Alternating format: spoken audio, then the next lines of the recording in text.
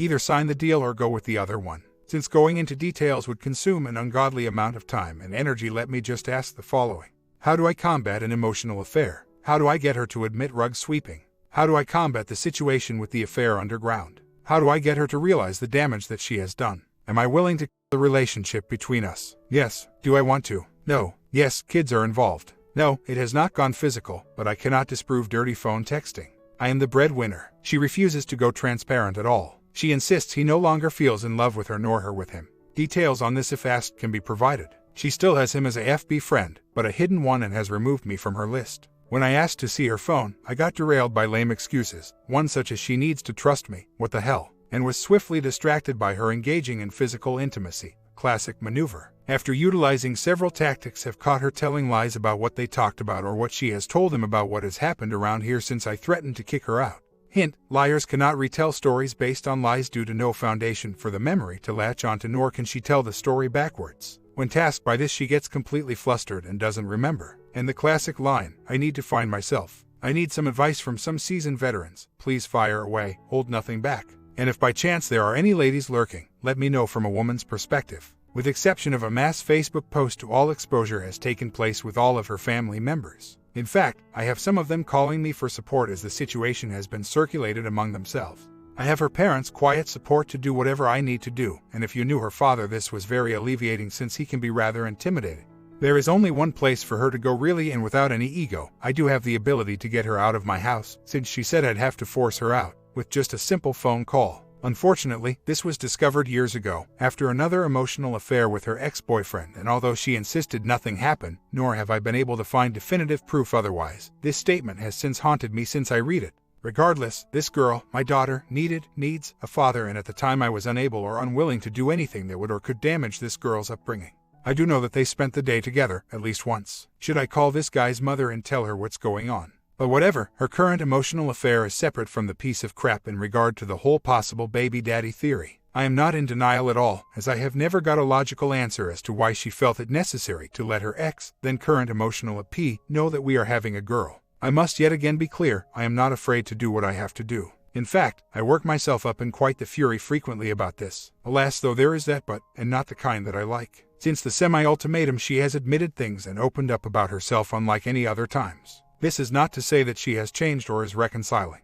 It could even be a smoke screen for delay. I will admit that she had a real screwed-up childhood, although it is no excuse for her behavior. And truth be told, it is hard to accept that it was another man that I was chosen over. Had she made it clear about wanting to move on without marital intrusion, and invited one at that, I'd probably have been a little hurt, asked for another try to fix things, and if it didn't work out, so be it.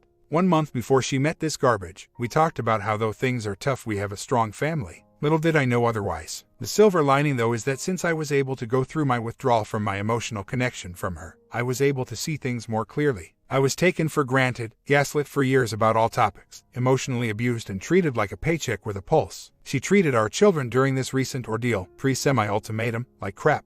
After-school activities were not attended, meals were not properly prepared, the house was not taken care of, and yes, I do the dishes and laundry, almost primarily at that. The most disturbing part, though, is that she sent them to bed at 5:30 p.m. one night, and even though my 11 and 15-year-old confirmed this, she swears that this is untrue. Children are 15, from a previous relationship, but he lives with me, 11, 7 and 6. Last affair was back in 2006 to 2007, about 8 months, 2 confirmed meetings, one for a day and unknown for the other, although it was when she was at work while he visited. The current egghead lives in Valley, Cal. I was at work when she put the children to bed at 5:30. I have finally been able to get a shift change from second to first shift, in an effort to spoil the fun and better reconcile. She seems to want to reconcile, but in her own way, which is BS. No transparency, will not engage in NC, and takes no initiative in talking about what happened. I live in Connecticut, which can be a hellhole in regard to fathers or men in general. Trust me, I've seen it many times. She was a stay-at-home mom, by her request but whatever, and in fact was resistant in returning to work. I have also read Surviving an Affair, which was a rarity since I hardly read. This is where some of the confusion sets in, and deception. Soon after the I want out, but not wanting to move out of course, she went and bought some books. One was another was based on past and present, a relationship book, When Good People Have Affairs, which I thought was implicitly making excuses for this type of behavior. And the last book was titled Reconnecting, a reconciliation book. Now there may or may not have been a subliminal aspect to these selections. How to survive this ordeal, how to get over the past and then fix the future, and her perception of being a good person. Sounds great, except I found the receipt and presto, the other book, Divorce for Dummies. Talk about confused indeed. I began to note the rug sweeping bit and wrote it down. Not wanting to hide anything, I left it out so as not to hide my feelings. She was none too pleased upon discovery, called me at work, ranted for a bit and then wrote something herself and then threw the paper away as for me not to see it. It says, take your rug sweeping and go screw yourself. I've dealt with all of your ups and downs, listened to all of your feelings. We can go back to separated. We haven't been really, if that's how you feel about our reconciliation. Fake as crap, that's all I am to you, huh? This was impressed into the paper underneath where she wrote this. Must have been pissed off to press that hard. I get that heart-pounding feeling whenever I think about doing what needs to be done. Her fighting me over the children is what worries me the most. I do not need the state of CT pulling the whole mothers are best for the child garbage. This is not saying that she doesn't love them. I can't make that claim, but her ability to provide for them what is needed is an open question. It is amazing on how fast I am derailed during the confrontation, and it is like I can't even help it either. All day I talked myself into doing the deed, dropping the hammer, and voila, a threat of self-ex and some irritability, and I come undone. If I only could get over that hump. Damn it, I know for certain is legit and helpful, yet feeling totally helpless or gutless to do what is needed. I mean, what the hell do I have to be hesitant about? Sure, I was not perfect and maybe even a tool sometimes, but seriously, why can't I stand my ground? Every goddamn time I end up apologizing. Ugh, it is rather disconcerting and demoralizing. She was a stay-at-home mom until November, when I was simply tired of working nearly 7 days a week and in the process still not making any more money. Needless to say, soon after I made this discovery, I did drain my funds from our joint account and make my own. Strangely enough, she is paranoid about me doing something awful to her and leaving her with nothing. She has an account but can't access it due to another bill freezing her account, which doesn't make sense, but every time I ask to see what she has on record or if these funds are indeed frozen, she makes no immediate effort to do so. As far as her phone goes, it is the last item she has left that I cannot access, although I am not against taking it outright, since I bought the thing and having a friend hack it for information. It is an AT&T Go phone, so no record or bill is available to see. When I asked her to see it, she claimed that she didn't trust me yet with some other bull crap excuses, and then quickly got physical in a dirty nature. Hey, I'm a guy, what can I say? At this point I am not afraid to marriage per se, as I have said that she can go whenever she wants, but the kids stay here. I have how shall we say, ace in the hole to force her out of here if need be, which she says I'll have to do to get her out of here. I have gotten to that point a few times, but she then threatens suicide. To top it all off, and not to sound callous, but I still have to go to work and have no one to watch my children for the few hours I'd need them to be supervised. Hell, her family supports me or have offered neutrality in this matter, save for only wanting what's best for the kids. A relative of hers called me at work, which is a big deal seeing she had to call several people for my work number, and offered legal advice as she is a lawyer in PA. I live in Connecticut, and in most cases family law favors the women aggressively. I have most the evidence that I need in regard to her behavior, audio, pictures, video, etc. I just want that damn last bit to know for sure she is still having her emotional affair. And please let me say thank you to all who have offered support. It means a lot, really. I felt so helpless for so long, but at least know what I must do. It's just getting the courage to do so. I'll work myself up into a frenzy emotionally, but get instantly derailed by something she'll say or do. I can't lie, blowing this up and using the D card is much harder than I thought it would be. Should I resolve to just taking her phone and hacking it so I can obtain the evidence? She, like me, will only admit anything when trapped by the truth. She won't give me her phone, but I did pay for it, without my knowledge, as well as the minutes and airtime as well, so it technically is my property, right? A keylogger is useless since she won't use the computer. An update. Lately she has been re-engaged in her little online world sans her online EA. This has been a very difficult issue to deal with, since she claims that this game was just something fun to do and that she did like it, which is something that we played together during our free time and seemed to enjoy together. Although she has been confirmed to not be spending time with her EA, she has inevitably made new friends with mostly guys, but seeing that this is a male-dominated genre, it is none too surprising, and she claims that she makes it clear that inappropriate joking, flirting, or otherwise is not to be done or partaken in. So, what problems does this cause really? Well, all I hear is that goddamn flirty laugh at everything voice, an absurd amount of energy devoted to this medium, and not once have I been even asked to join her in this activity. So as a few days or so have gone by, me have been seeing what may be going on from the distance per se. I noticed a FB message where one individual, who started the conversation, made small talk, then made a comment about how beautiful she is, to which I know she only said thanks. Meanwhile, I am still not friends with her in this social network. Earlier yesterday, after I got home from work, I made a comment about how I am more irritated that when I try to engage her in any way, I am met with the following: "You're too in my face. I'm tired of talking. There is nothing for us to do. Now to clarify, the contradiction part is as such that she, during MC in past discussions and arguments, she made it clear she went wayward cause I checked out, made my priorities conflicting to her needs, that I never made time for her or provided my undivided attention. But now that I have done these things, I have become, supposedly, clingy, needy and annoying. When I asked her about not getting asked about joining her little online sessions was because, for a reason she did not know or provide, I am annoying. So, I decided not to respond at that moment with my true feelings of rejection. Really, got the kids off the bus and made preparations for dinner, which my children have loved since I have been home nights. Did some laundry, cleaned up etc. Well, she napped, got up, made some small talk, asked what's wrong, to which I replied nothing, in the hopes she may have been able to see her comments and statements and the many negative ways they come across. I end up taking our oldest son to the ER for a skin rash, come home hours later to see her playing this damn game. My children still not prepped for bed, with books in their hands ready to be read to them to boot.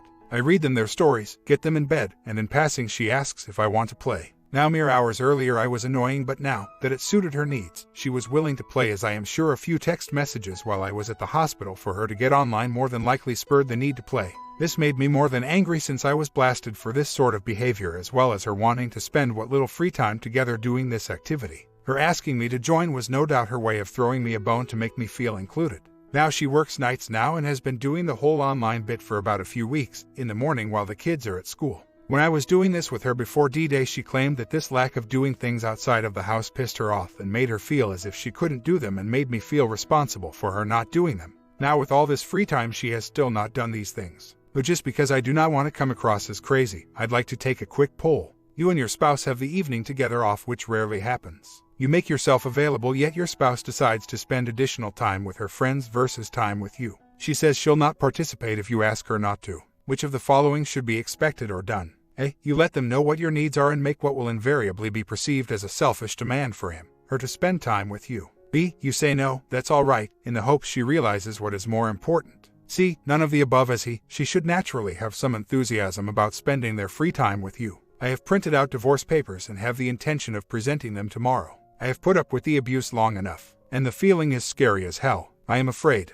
not of losing her anymore, but what life will be like alone. Yes, I'll have my children and their love will help me cope and give me purpose. But as I am sure seeing her simply just move on so quickly after 13 years is really going to sting. But then again, that means I did not lose anything. No, I am not writing a book or making this crap up. After reading your post, Rush, I took some initiative and went on the offensive. I called the OM's mother and sent his stepmother an email asking both, politely, to contact the OM and ask him to detach himself from my marriage. He of course sent her a text saying what I did, and she became furious and was more concerned about getting others involved than my feelings over what she has put our family through, which has been a lot.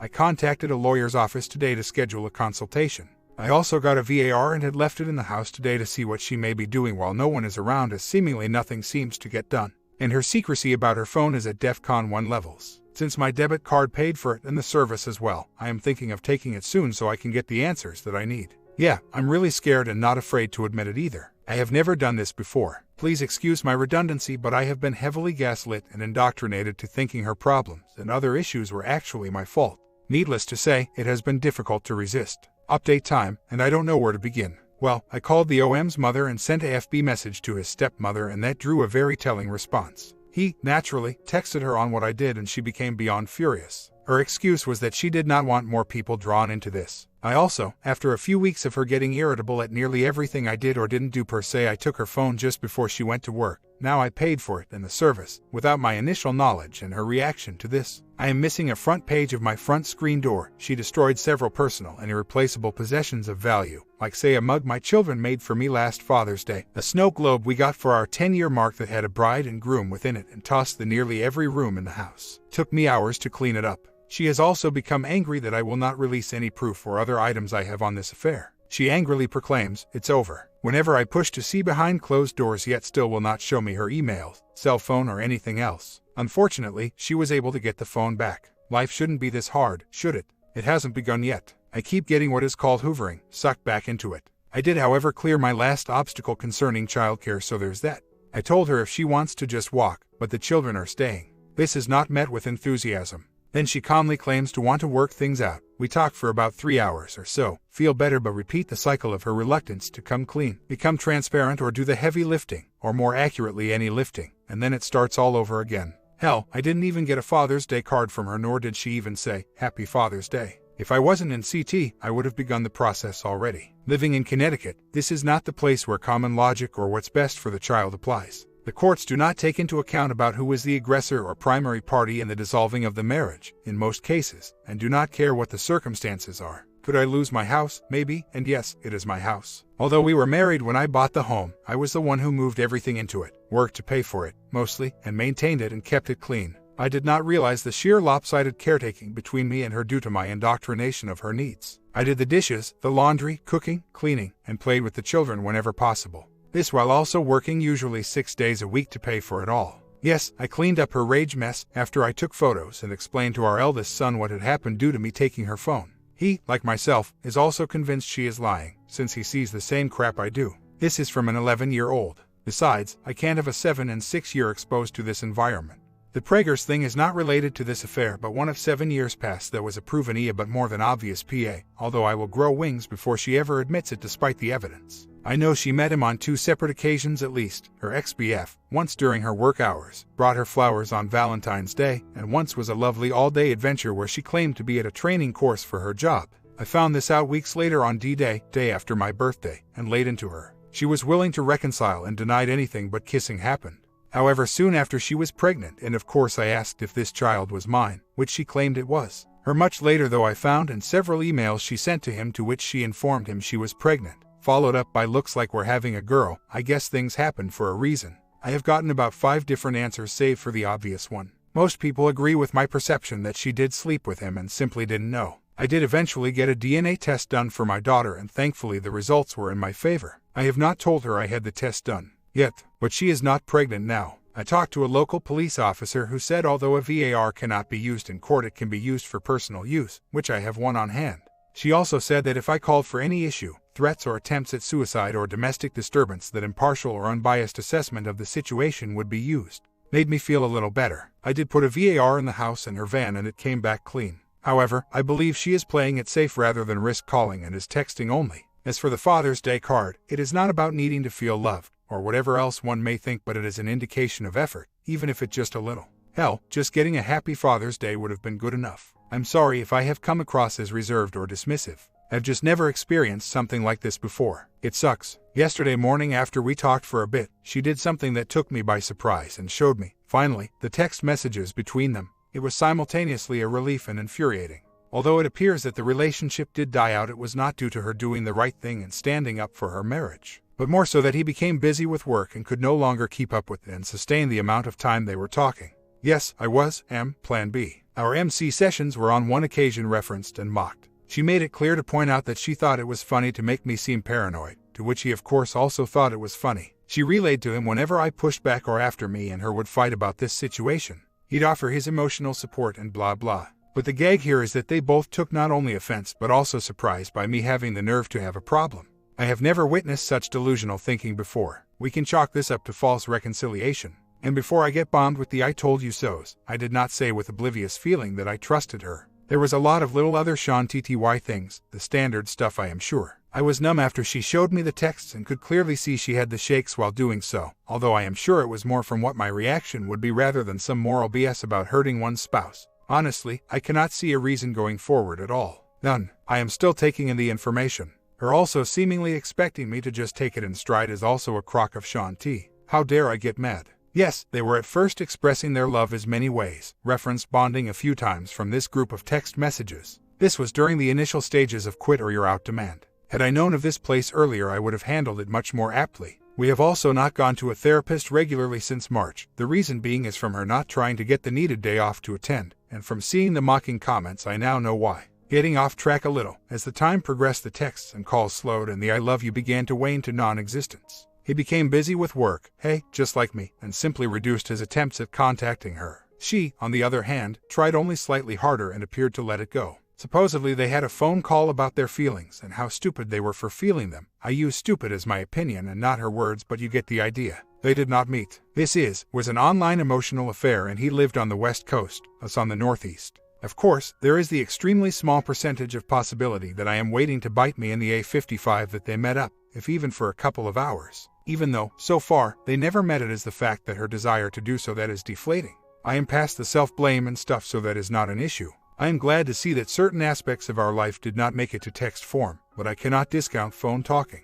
Nothing seemed to be deleted, but since I was unable to perform a thorough inspection. Listen to me, I sound like such a jerk. The constant lying that finally surfaced by her showing me these texts. But you know something, this still feels a little off. Even though it appeared there were no plans or plotting, her sudden admission of this and openness really doesn't make much sense. I have been pushing for months, so why now? Well, call it paranoia, but this past Saturday I noted something odd. We went out as a family, and usually, since she always takes longer than the rest of us, I get the children loaded up first and wait for her. This time, however, when I asked for the keys to get into the van, she was obviously hesitant and mentioned we could all go out together. This, after nearly 13 years of a routine, seemed very strange. But whatever, right. We go to her mom's, and after we all get out of the van, she locks the doors, something that she has never done there. They live in one of those small town kind of communities. We get to our social even thereafter, and when we get home, I try to take the van out to get a few things for the following day. She makes it a point to grab a purse, not the one she was using for the day, and take it inside. I mentioned her odd behavior, and presto, she throws me a bone and lets me view her cell phone. What do you all think? Paranoia, or was I onto something and got thrown off the trail? I already made the call and have a follow-up appointment with a lawyer I met back in February. For nearly 8 years my wife mentally, emotionally, and in some cases physically abused my eldest son from a previous relationship who lived with us full-time due to his mother abandoning him. On 2 occasions he called DCF on her, or more accurately someone, a friend, assisted him in doing so since he was too scared. This gave way to hindsight, and after hearing about what had happened, past altercations between her and him were viewed in a different light. I'd prefer not to go into details, but it was horrifying to say the least. Let this be an indication. Her blood father volunteered to take him, and so he could remain in the area, and has been living there ever since. His siblings and I still see him, but very infrequently. No, I am not placing my wife above him. In fact, I have tried to get her into counseling while also looking for a way out. I have no family here, no lifelong friend to turn to, and when I tried to get assistance from the state it was a huge waste of time. Since I have a prick, I am Saul. At the time I too was emotionally abused, but unable to recognize it due to years of indoctrination and gaslighting. Once this began to take hold, I did detach and was able to see so much more than before. What I saw was an ostrich in human form. I did not like it, and for all I had tolerated over the years made me feel even more pathetic.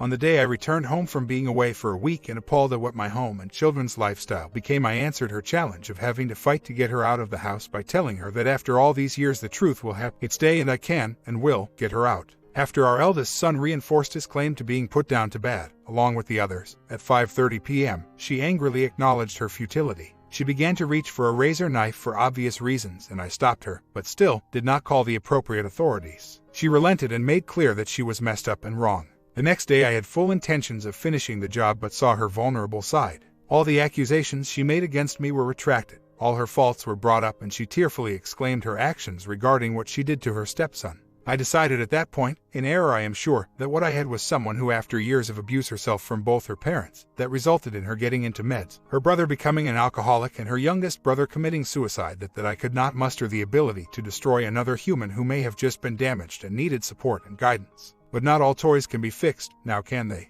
The first time DCF was involved we were living at her mom's house. Sure, I could have left, but where, pray tell, was I to go? There are no financial assistance programs for men in Connecticut, and what aid I could find claimed I made too much money. So yes, like many people out there, I tried to get her to admit her faults and fix it, but also looked at the bigger picture. What could that be? Well, if I up and leave, that leaves the other 3 I would have had to leave behind in her care and subjected to the same treatment and neglect. By me staying and aware, I was able to protect them as much as I could. The difference now versus then is that I am finally in a position to break free, and I am trying to accept that I will destroy another person's life irrevocably. I am not trying to justify this, but I too, humiliation aside, was also emotionally abused. It was not until I stumbled here that I began to get the tools and knowledge to know I am not alone or crazy. Since this and the detachment thereafter, I have kept detailed journals, revisited older materials and emails, documented anything of merit, took pictures, and kept anything of value. If anything, our eldest son has approached me telling me to get her out of the house, as he too has had enough. Enough of her taking the kids' money as if to save it then spend it.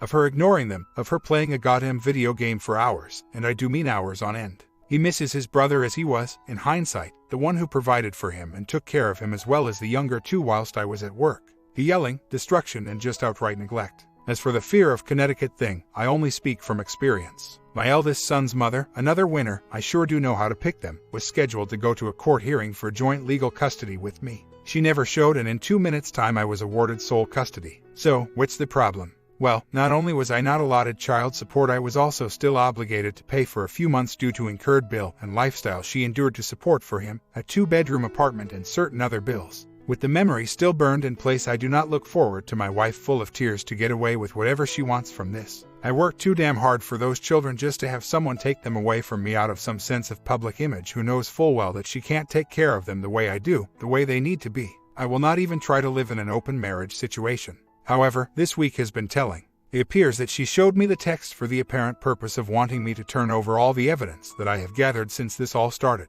I stood my ground and said no, citing that she had months of trust to rebuild. She refused to accept this as anything but a way for me to control her, even though I have done nothing to control her. She also during this week attacked me during an argument, tried to hurt herself last night. Yes, she will be going to the doctor today one way or another. Made some extremely hurtful comments regarding this. I just finished myself off before you got home after being on the phone with him. And said she kept him around as a contact in her phone and FB as one, a way to piss me off since she was mad at me for all my marital faults, and 2, in case our marriage went to hell she'd have a friend to talk to. Needless to say, this is no way to live. I cannot be punished for working hard to raise a family, nor should I have taken on both of our shares in household and marriage responsibilities. I did nothing wrong, and although I too made mistakes, some over a decade ago, I should not be punished for them still. Update: she has agreed to see the therapist for her little ex attempt the other night. But reasoning is she wants every and all material I have gathered since this has gone down that would incriminate her of adultery, child neglect, child abuse, and other negative aspects. She has even said she would withhold bonding, an act of immaturity I must say, and claims she can't get past anything without the materials. Although tough, I have not given her anything, nor will I, and when her arguments are defeated logically, she simply gets pissed off and shuts down.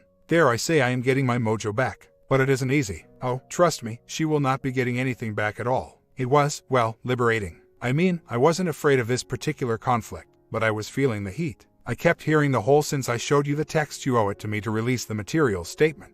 And I held. God damn it, I held. After all these years I refused to even bend, and you know what? It felt pretty good too. Now she is offering everything over for review as if this was just a minor problem, hiccup of life. She supposedly has an appointment with the therapist this Wednesday for her personal issues. I think when I finally accepted that her outlandish and violent behavior was not just her being a woman as society would have most men believe, but domestic spousal abuse, I think a minor, very minor, eureka moment happened. That I would not tolerate it anymore, tolerate mistreatment of our children or marriage. She began to hesitate a little. Whoever said she'd cave seems to be spot on so far. Later last night her demeanor reverted back to a more enjoyable mood and was likewise this morning. But it's too early for cautious optimism, and it's time to keep pushing. I feel good. After months of feeling like I was losing the battle, most due to my indecisions and inactions, I can say, I feel good. My comment: for the relationship, you need to ask yourself what kind of woman she is. Is she a drama queen? Needs spice? Is she a wanderer? My wife is a librarian type. I went through this garbage 4 years ago and it still haunts me every day. So if you are going to put the time and effort into saving the marriage, there is a lot of healing at the other end. You have to figure out how to speak her language. Also, bottom line bro, she's challenging your manhood. That's not necessarily bad. It's a prime opportunity for you to find it again. The 180 rule is good. Take care of yourself. Work out. Get some new clothes, activities, cologne, anything. I think she's about to bottom out and realize she's going to lose you and the other guy was just playing her all along. And even if she does get together with him, really, it's his problem now. If she's not changing her ways for you and kids, she's not doing it for nobody. Don't even bother to ask for transparency. She won't. Part 2 ending in the afternoon.